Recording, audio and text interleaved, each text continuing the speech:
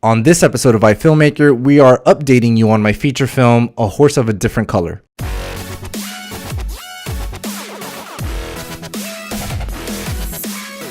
Welcome to another episode of iFilmmaker. My name is Ariel Martinez, and yes, this is another different camera angle. You've been seeing a lot of those lately. I'm still trying to get this whole setup figured out for the video podcast for those of you watching on YouTube. But yeah, give me your feedback, what you guys think about this one. Anyways, so today we have a very interesting episode.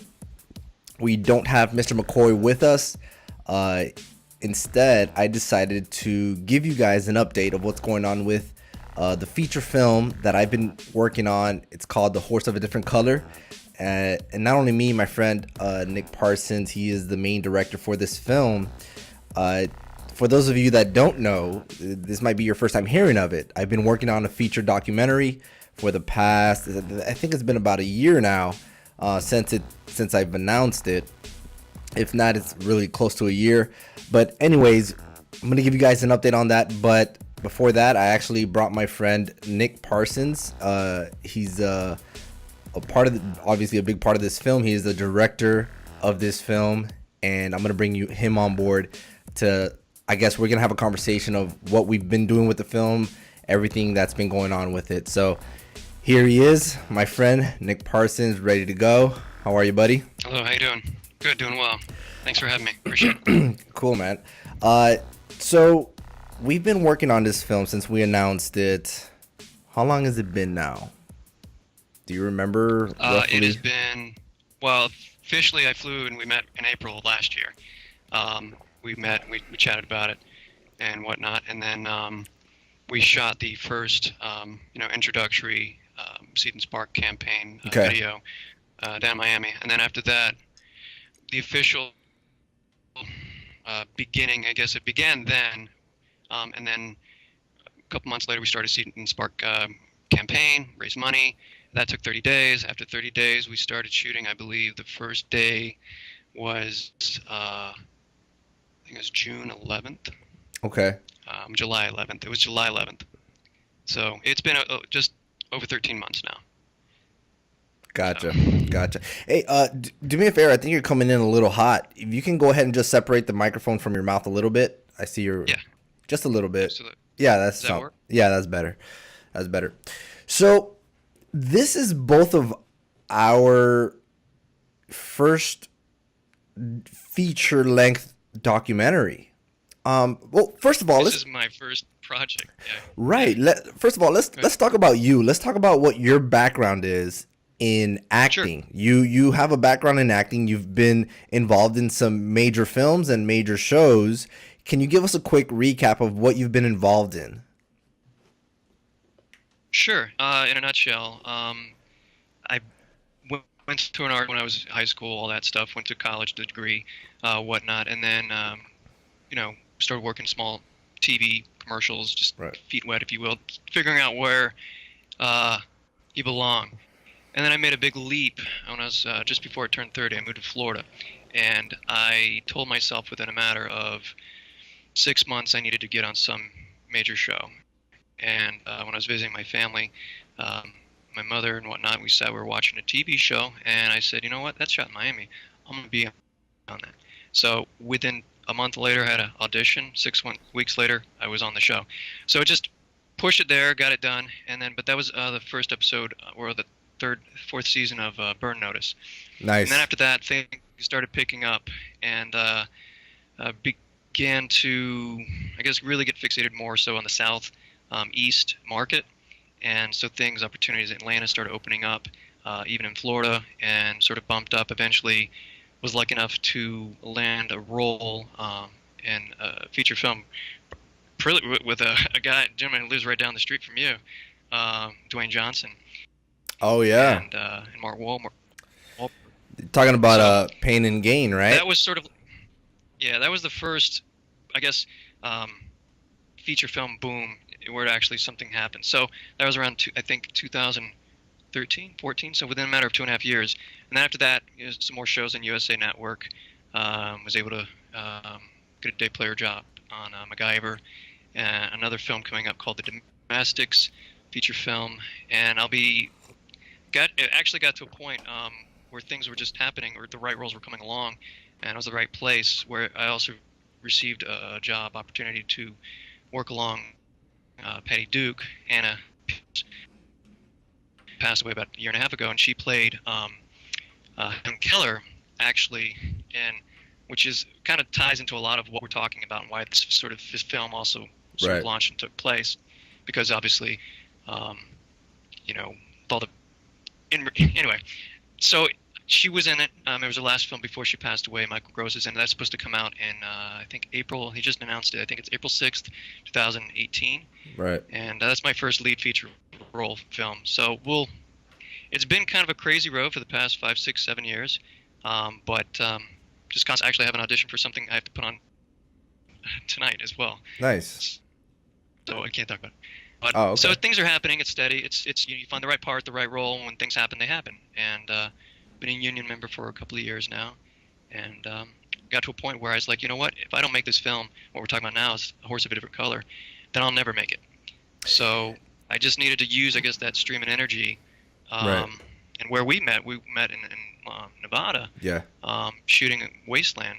Yeah. So it's like you do all these little projects and big projects and just sort of, and then you meet people along the way like yourself. Right. And now we're ending up making a film.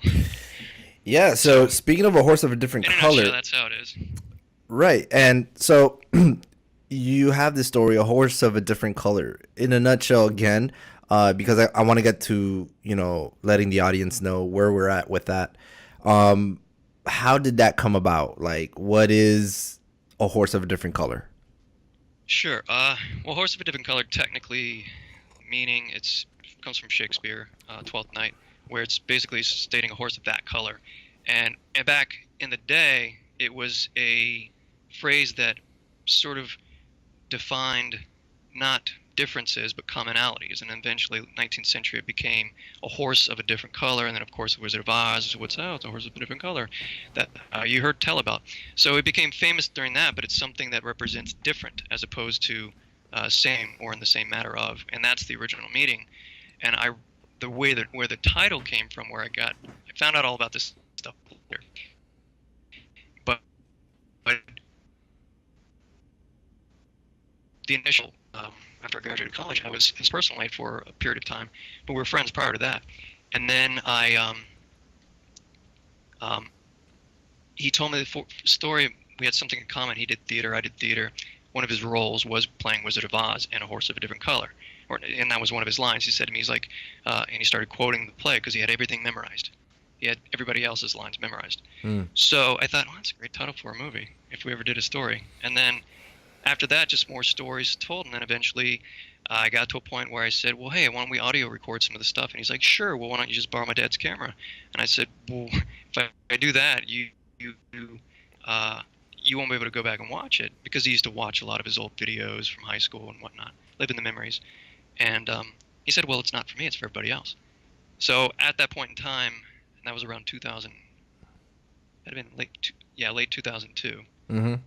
That's when everything sort of I guess the wheels started turning, but the reality hadn't taken place until, well, we're living in it right now. So that's where the title came from. And then the story is about Jeff Watkins, who basically is, a regular guy who happens to be blind and, quote, disabled, and he's struggling to be, as I say, normal in an able-bodied, abnormal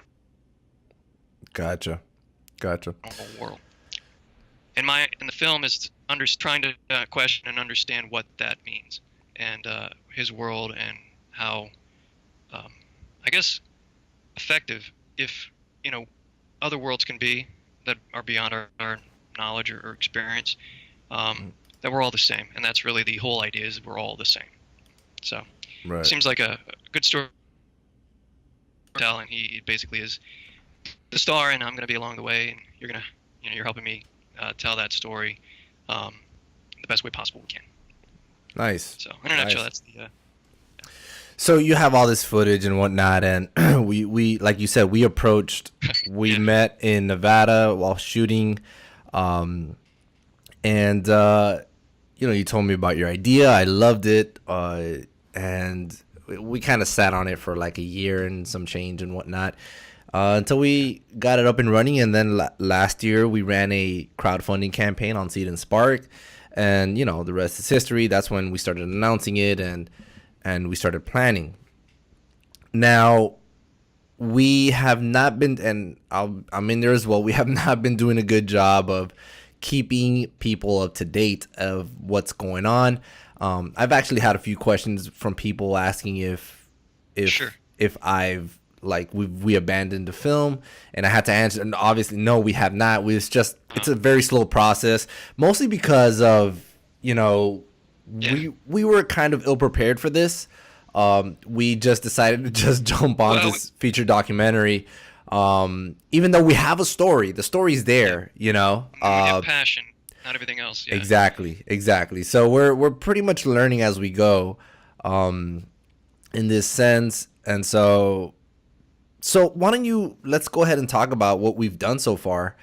Where have we gone? Absolutely. Where have we gone? What have we shot? Yeah. Yeah. So what have? Yeah. So we. I guess we'll. Go Sure. ahead.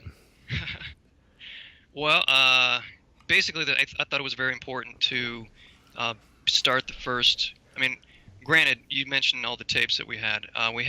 Started off with about maybe 10 hours worth of footage, Mm-hmm.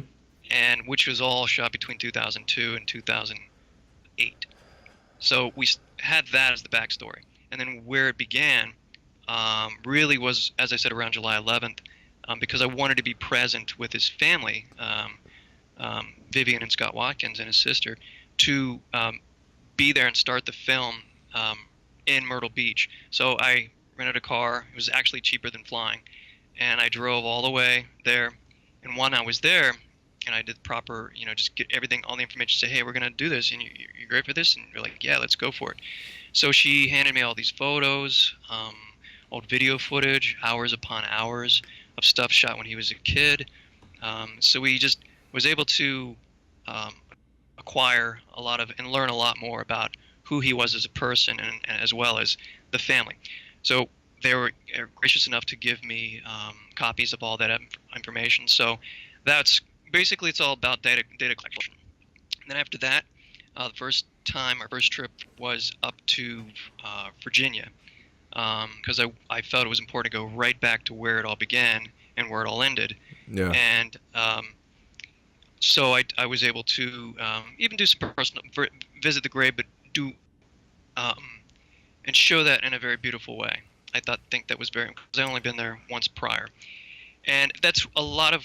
It was pretty. I learned when found out more that there were hundreds upon hundreds upon hundreds of people present for his funeral, and it was just astounding. So I felt it was important to go there first. We did there, went there, interviewed a couple of people that knew him through Fairfax County, and people who assisted him in advocacy. We also visited his group home where he and I first became friends, and I worked with him. And so I interviewed one of his best friends, John King. I interviewed a couple of other people who had known him through Spark, an organization. He was part of a social community. There's people involved with. I connected with other people to be able to go back, so we can do much more thorough. Now you weren't able to go for that first time because you had a job, but I was able to bring on David, and so he was a great help, and he had a second eye. Had my buddy Marvin come up with the first part, shoot some of the very beginning aspects of it.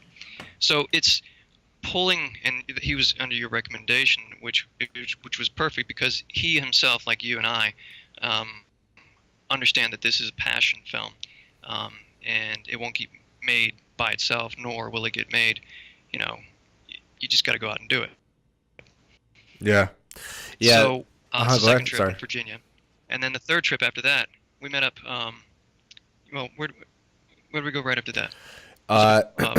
Our second trip, or yeah, we went and saw Tony. Tony was in where was Tony? Was he in Boston? No, he was in Boston. First time we met. Yeah, first time. Oh, the first he came time. down. He did come down. He eventually came down from Myrtle And Beach. then the second time we saw Tony, was that in Back in Virginia? Boston. No, back in Boston. We saw him there a second time? Yeah, so basically, I think how so people understand. I went to Myrtle Beach twice. Myrtle Beach to visit his family. Right. We went to, um, well, our second trip was a plane trip up Virginia, and Okay. then we went up to Boston. And we shot Tony performance and interviewed him with his mother, Janice DeBlois. And then after that, we go back up to Virginia, and we continued more interviews with that trip. And then we continued, and then we took our last major trip, and this is relevant and important to everyone, how like the sort of the timing of everything plays out. And it's important to the story because one of the things that I learned recently about Jeff is he was always obsessed with dates and numbers, and that's sort of a unique characteristic about him. And so I thought, well, it would only be to honor his memory, it would be best to pay attention to certain dates and shoot certain things on certain dates. So I'm actually, I guess you'd say, documenting it properly, if that makes any sense, like the anniversary of things. Right. To him, it was very important. And so we went up to our trip, you and I, we met up, we flew up to Washington, D.C., and then we were able to go get on a train and take a train ride all the way up to New York City, and then from New York City to Boston, then we flew back home. That was our final trip. So New York one, Myrtle Beach twice, Boston twice. Actually, I think, yeah, or is it 3 times? Might have been 3 times up in Boston. But we were able to get as much as we could, and I think we got to a point where we utilized every dime and nickel that in the proper way, and actually we were able to get more out of our money for what we shot, I think. Yeah. And Are the you talking? connections that we built were amazing. Yeah. Are you talking about that second trip to Boston that we went to Perkins? Yeah. Yeah, I remember. So I mean that's sort of the foundation, and that is really the foundation of the film. So it's where he and all his friends became, I guess you would say, who they are now as adult beyond this world, and that's sort of like the universal within the film is how we all eventually move and grow beyond on our own individually, independently, beyond all these safe environments of school and community, if that makes any sense. Yeah. So, I'm definitely learning a lot from this documentary that we're shooting. One of the main things that I really needed to get down as the putting together of all the B-roll and making sure that this story all makes sense is you have to shoot as much as possible, even on your off time. One of my main concerns throughout this entire journey was making sure that we have enough footage for everything. So what I try to do is wherever we go, I try to get as many shots as we possibly can. Even if I don't know exactly where it's going to be used, like you never know when you're going to want some sort of shot like that. So, and I remember one of the funniest parts was when it was really, really cold in Boston and we got to Perkins. Well, as soon as we got to Perkins, you were freezing your butt off. So you immediately, yeah, I didn't dress for it. you immediately went inside and I just stayed outside, just walking around, just getting all of these. It was just gorgeous. Like, we're getting very good lighting. Like it was pretty much, it was an overcast, and it had just finished snowing. There was still snow on the floor, on the ground and all that stuff. And it was just beautiful, beautiful top to bottom. So I just took advantage, just went everywhere, all around the school, outside while it's freezing outside and just getting all of these shots. And it just came out really, really nice. And so that's one of the things that I'm just trying to get as many possible shots as I can because, trying to make a feature, and you never know when you're going to need those shots. And so what I also try to do is I try to watch as many documentaries as I can, to see how many shots they use, even if it's, the same or similar kind of story, just to get ideas, you know what I mean? And now what I'm getting into is reading books, documentary books. This is actually my first one that I started reading. I'm very early on it. It's called Documentary Storytelling. I'll let you know how it goes. Yeah, I don't have that one. Yeah, I mean, I just picked it up recently, and it's called Documentary Storytelling. This is apparently the fourth edition, and it's a creative nonfiction on screen. So we'll see how it goes. But yeah, I mean, it's something like one of those things that you never want to stop learning and whatnot. So, but anyways, Every little bit helps. yeah, no, definitely for sure. Anyway, so all right, so we've done all this shooting. We still, I mean, we've been to a lot of places. We've done a lot of stuff. Where do you think we are with this right now? Like, how far along in the production aspect of this, like the shooting and all that stuff? How much more do you think we need to do? I think, I mean, really true, and honestly, it's more about it's what you do in the editing room really that tells the story, and I'm realizing that more. And I think, and I know, we have a story already just Yeah. by watching all the footage and knowing transitionals thing and what emphasis on certain storylines. Um, so it's there. Really, more like 85%. And it's just really a matter of like um, doing our best to capture. I think for the story, capturing as many different perspectives on certain topics as possible, and ideally experts within those, because we've already dealt with so many and worked with so many experts in their field who've been doing it for 20, 30, 40 years. I do know, and I believe that there are a couple of the more, I think once they know the story and understand the universal message within it, but much larger is the specific details of how disability rights and the future is sort of an unknown, journey. By able to, for example, speaking with some of the people who actually have sort of a sense of those audience people, though, by having them, I guess, communicate within this story, it allows the audience to take this story much more like seriously, but also enjoy it, because Jeff is one of those people that you never really could take that seriously, even though the world he lived in and the message of the story is a relatively serious message. So my goal is to try to find a couple more experts in the field that provide a little bit more. I don't know. I guess the proper word is, and I mean when I say that, I mean people also who have disabilities and people who function in this modern world with that particular thing. And the idea also is sort of understanding the word disability to society. And I think people who it's kind of like right now we're dealing with a lot of things like understanding the thing with race and tensions and things like that. There's always something happening everywhere around us. Same thing with disabilities. Some things will happen, some things will not happen, and they'll constantly shift. Same thing with disabilities. Even Right. 1990, when the ADA was passed, it took society about 20 years to adapt to that alter in reality. And the problem is that which the fleet of and doesn't necessarily solve, but ask the question is, what else can we do and why is it important? And I think Jeff was a prime example of that story, and the people that I've met along the way who were a part of his life are part of that collective story as well. And that the thing that this story tells is not just about one person, it's about sort of a movement of people, Yeah. a group of people. So every person that we've spoken to obviously has done, they've committed their lives to it, just like you've committed in my life to making this film.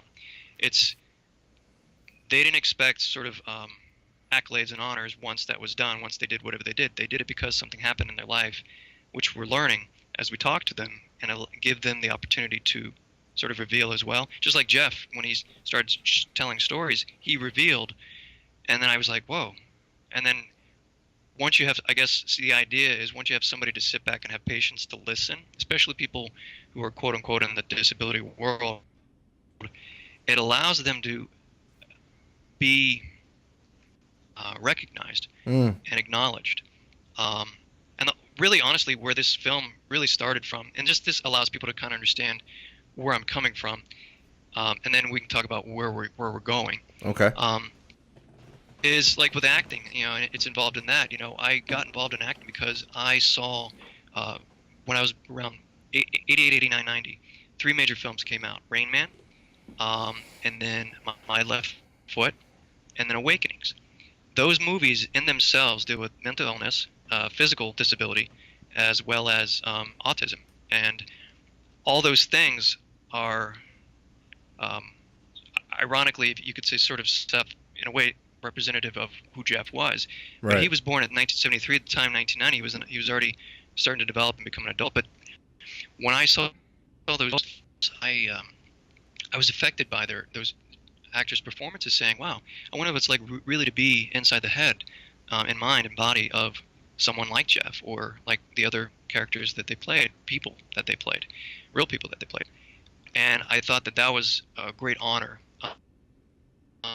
as an actor, that you could give to any person. So when I saw that Daniel Day-Lewis won the Academy Award, uh, for his performance in My Left Foot, at that point in time, it just sort of like boom, sort of hit you. And so I did my best to go within that world of, storytelling. And I think that's where we're at now. Is I'm finally able to finish telling the story, um, that began, and therefore that's what I mean. Like, it's not just his story. It's not just the people who interviewed. It's also, and that was the hardest part, I think, as a filmmaker, as a storyteller, is to Right. realize you are the one telling the story as well. And I think I dealt, as a new beginner filmmaker. Um, that's one of the hardest things that I think, helped me sort of, Nick, what's your story? And that's the main thing. If you don't have a Right. story, you can have all the footage in the world, but if you can't put that story Exactly. together with that footage, um, it's about how you tell the story as opposed to the actual footage. So, and having more footage is definitely, as you said, is the key ingredient. Exactly. I think, because that's where you start to do the painting and the music writing. So, Yeah, the worst thing you want to do is have less foot. You rather have a surplus of footage than have a very limited amount of footage for your story. So that's what you really don't want to do. So this entire process has been a learning experience, not only in filmmaking. absolutely. Like for me, for example, all the people that we've interviewed, everyone that I've met, even those with disabilities, um, I've come to see how, and I've always known this, I've always recognized this, but I've never, I guess, fully acknowledged, like on a personal level, how true this is, and what that is basically when you're communicating with someone with a disability, a physical disability, you what people tend to do is kind of directly associate that with a mental disability. But that's almost never the case, because all these people that I've spoken to, with physical disabilities, and I've seen how you react and you respond to them and how they respond to you. It's normal. It's really normal, the responses that they give you to the questions that Yeah. you ask them. And all I really see is them having just a tough time either talking or physically expressing their emotions. But they're giving you very normal responses. Like you're interacting with them, and they're interacting right back with you. And it just might be a physical disability that's just literally trying, uh, holding them back from really trying to express what they're really trying to tell you. Yeah. And that's what I I've appreciate you saying that. no, and it is true. It's an ignorance that I for sure had. Even though I've always treated people with disability the same way all across the board. But once again, I haven't come to a personal acknowledgement of what that really is to be physically disabled. Physical disability and mental disability are two completely different things. And that's one of the main things that I've learned from making this film. And so that's one of the things that I've learned. And then so for you, I would point out something from you, and this actually comes in one of the times that we had with one of your previous. You used to, I think you were a personal aide to this one Yeah. boy. You remember? You know who I'm talking about? That you came to see him for the first time in a very long time, and we got to Oh film yeah, that. yeah, of course, yeah. Uh, Oh yeah. yeah, so Jimmy, we yeah. we got to film and that's for this for sure is going to be in the film because I think it's a very very strong moment in the story. Not to I give have to admit, I haven't actually gone back and watched it. If that makes yeah, sense. no, and that's something. This is something On that purpose. I think it was. I think it was.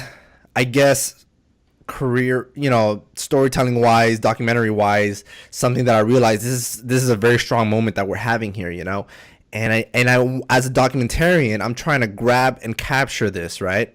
But then once you have this, you have one of your personal aides that. I'm sorry, you were a personal aide to this one boy, and you have an interaction Yes. with him, and you And he just so realize, happened to go to Perkins. Yeah. right, That's the irony of the story. Yeah. yeah, Because he's and from Florida. So. oh, is he really? Is that Yeah. is that where you were his personal aide? Yeah. Yeah. Exactly. Mm, I mean, there's actually kind of a cool little twist to that, and gotcha. that's really what launched this But motivating factor behind it. right, Go ahead. so Go ahead. yeah, so what I'm saying is, so after you have that encounter and whatnot, you had kind of mixed feelings because, you really cared about this boy, but then you see that he's kind of like sort of regressed a little bit, and he hasn't improved too much, right? And Yeah. and that didn't sit too well with you, right? And what I wanted to do was I wanted to do a quick interview with you and say, hey, how do you feel about this? I And remember you were that. Yeah. trying to tell me I kind of don't want to talk about this right now, but then I'm trying to remind. This is what I'm telling you. Like you need to learn document. You have, even though you have a personal connection with these people, you have to remember that as documentarians, we have to be able to grab as hard as it is oftentimes.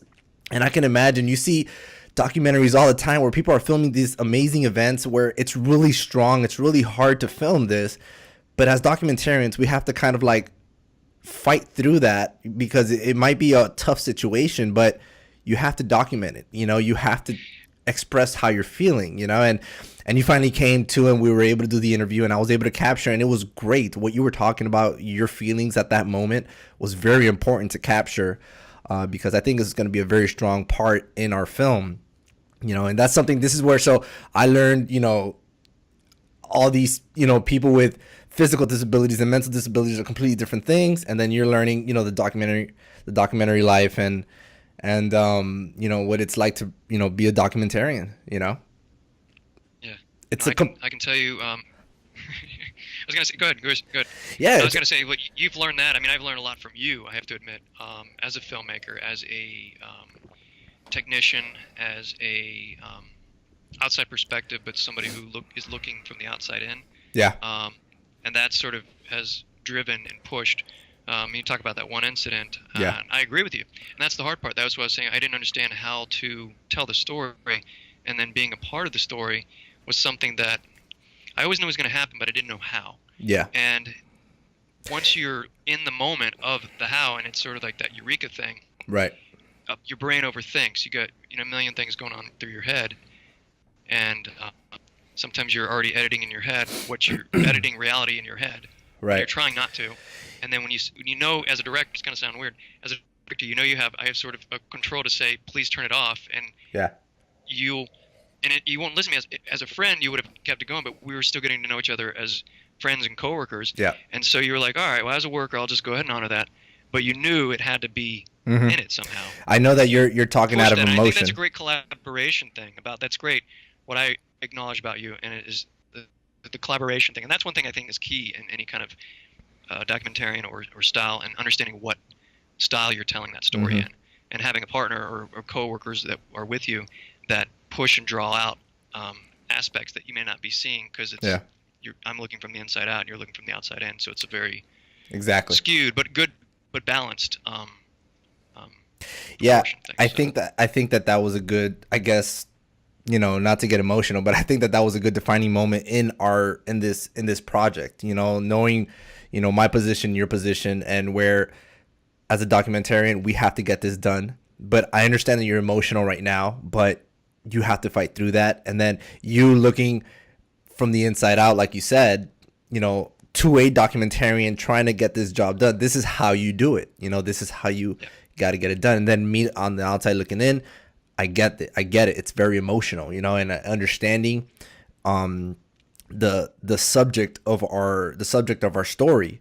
You know, I fully understand the subject of our story, and I fully understand the emotional aspect to it. So it is very tough. It is very tough, and I can imagine like other people doing other kinds of stories where it's not tough. You know, it's gonna get Yeah. emotional, and you have to bring, like, I can imagine how hard it is for people to interview, you know, the parents of a child that was, you know, horribly murdered, you know, in a documentary, and having to ask them some personal questions of the you know, I've seen these documentaries all the time. It's horrible. Recently, actually, Even though the parents may be somewhat prepared for it, they're not prepared for it because they don't know it's how that person's going to ask it. Yeah. it's hard. It's hard. Recently, I just saw the documentary. It's called Oklahoma City, about the Oklahoma City bombing, and it was tough. It was a really, really hard watch. More so at toward the end of the documentary. But it was tough. You're interviewing parents of kids that died, you know, and it's tough, you know, and those are the kinds of things that you have to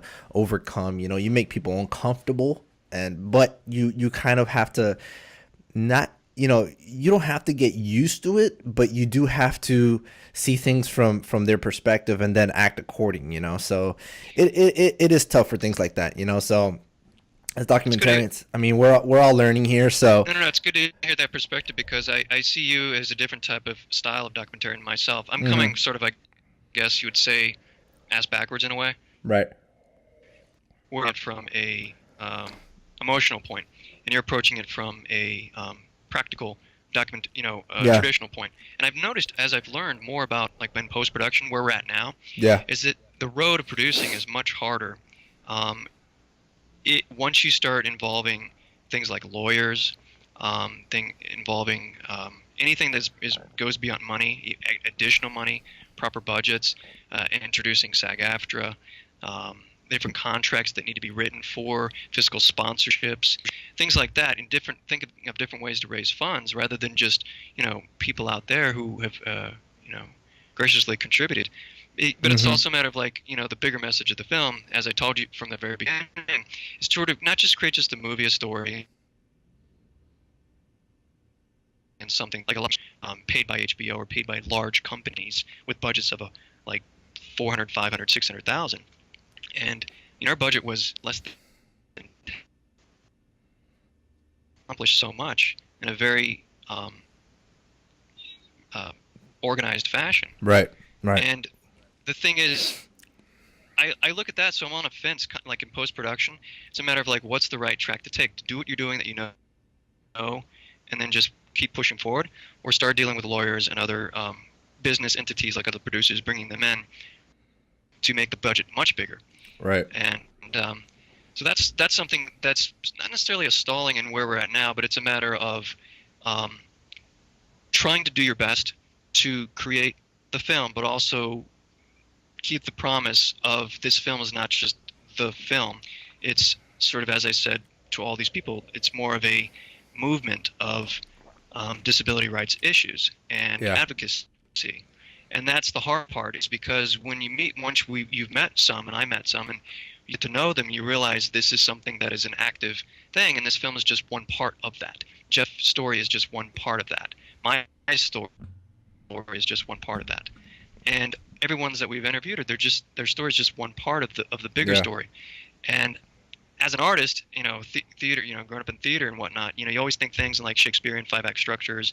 You think things in 3 acts. It's all Greek, all these glamorous stories, and you just want to tell a simple story. But right. it's a matter of putting the hard part is narrowing down the focus, but also keeping it broad for people to be interested and connect.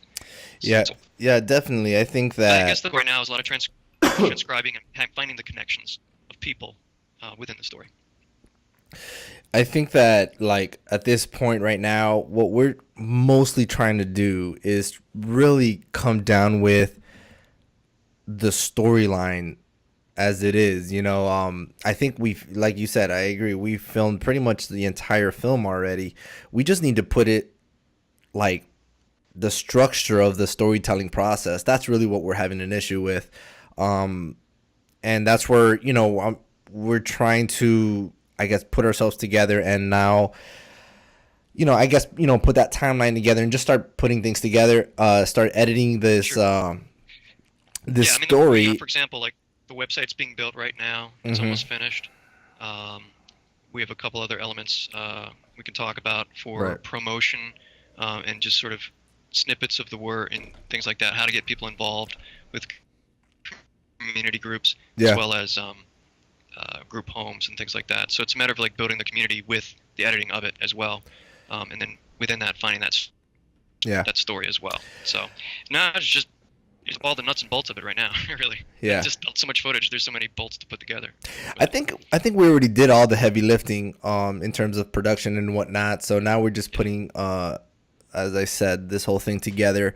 We're just coming down. We just got to come to one accord and whatnot, and just basically, just finish this project. And I think at the end of the day, once we're done with it, it's really gonna turn out to be sort of like, I guess, an experimental piece. Even though we do deeply care about the story and whatnot, but this is definitely like a learning process for us. In a project this big, so I'm definitely excited to get it done and get it finished. And uh, but yeah, I mean, so moving forward, what else? You said we have I think you said we shot 85% or ninety I would percent. say yeah, I'd say 85 up to 90. It's a So matter of like doing a couple of more interviews and sort of fine tuning right, and right now you're like locations you're and any currently other like last minute things. yeah, and you're currently like Hmm. working on really dissecting those interviews and whatnot, and getting all Yeah. the good information out of there and whatnot. So yeah, It's so sort of it's I've learned one thing I've learned about by doing that by actually sitting down and do the I guess the um, nuts and bolts of it all with the actual transcription and uh, trying to listen to as many interviews, like go back and listen to a lot of what Jeff said, his interviews, yeah, um, and then trying to transcribe those because some of them go on forever because he just talked forever. yeah, Uh, but it's good because he was a storyteller and it shows that. So I'm learning as I'm going through it, um, different phrases, different words, different moments that I didn't notice prior before because I never um, sat down and observed it in a with a fine tooth and comb. I sort of just watched it, knew what it was when I was living in the moment, and then when going back to it, I started to realize that there is much it. We have to honor the fact we have to find out all the words and phrases that were said because this is essentially a story of a life, somebody's life that is no longer with us, and yeah, their words are the only things that he has left.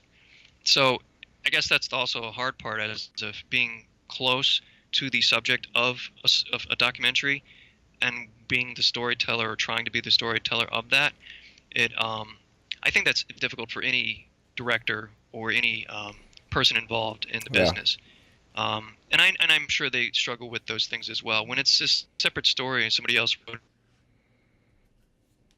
it, put it together and direct it, I think that in itself is a much more uh, simplified process, if you will. The other gotcha. aspect is much difficult because it's a structure. There's a structure to it.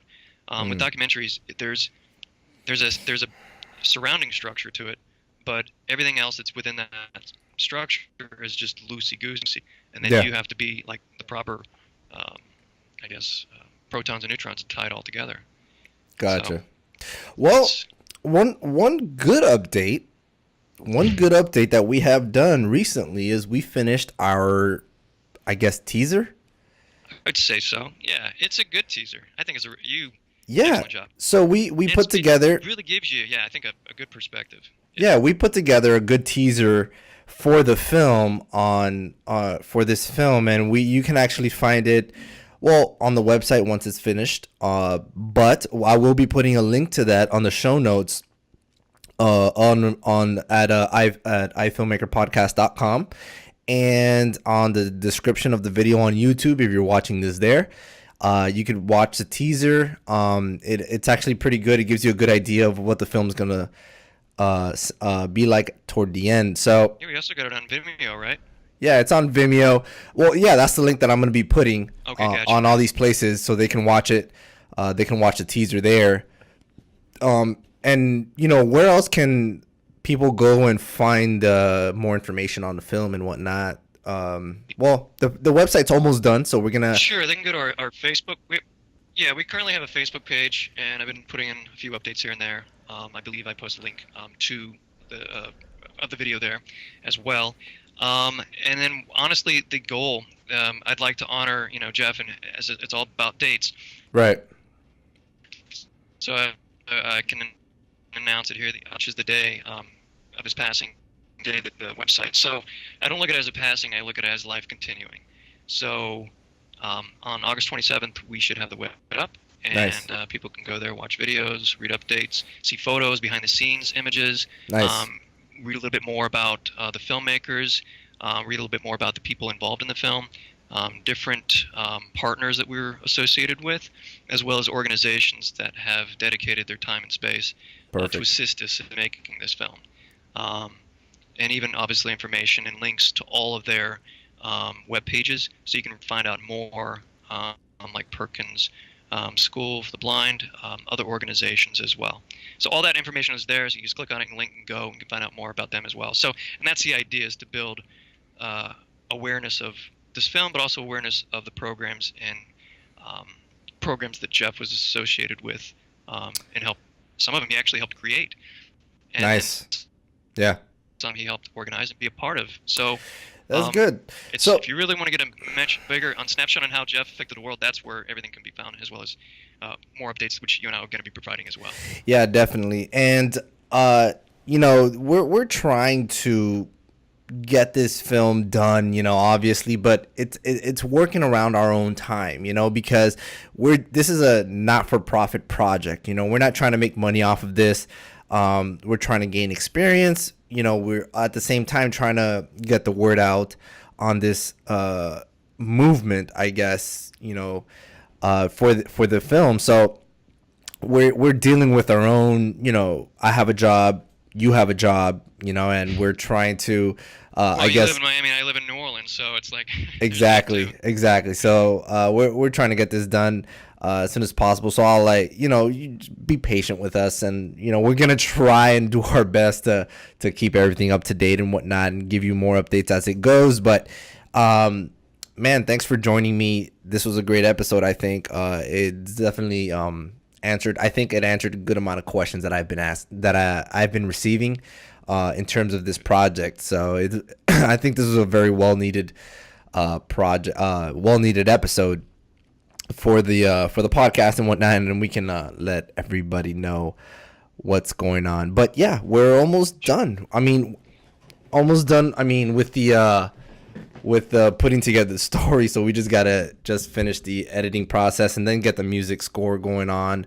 And it's gonna be. I'm excited to get this finished, and so that people can go and watch it. We do have a good amount of support from community members and whatnot that want to see this film done. So there's that.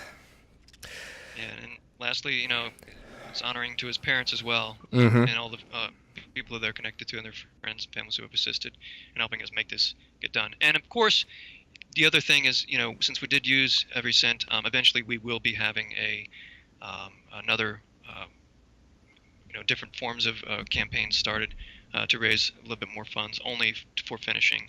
Yeah. For location. Yeah, we just need a couple more more into trips to get a few more packs Interviews, of yeah. footage and interviews and whatnot. So yeah, so there's that. So stay tuned for all that stuff, guys. The website's coming soon.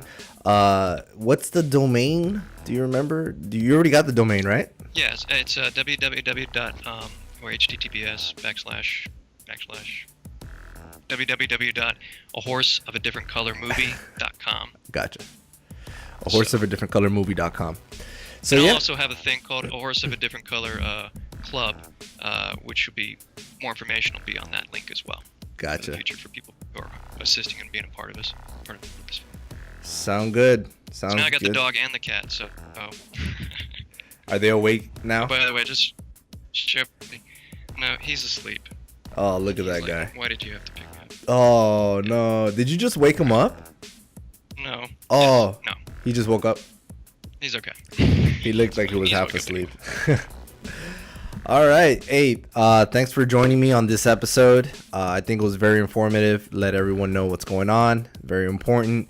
And we'll try to keep everybody up to date. Yeah. Thanks again to everyone. Thank you for having me. For sure. We look forward to speaking with you in the future. Sweet. Just a reminder to everyone that is listening and watching and whatnot. Remember, we are on iTunes, we're on SoundCloud, we are on Google Play. If you're listening on iTunes, go ahead and leave us a good review. We definitely appreciate that.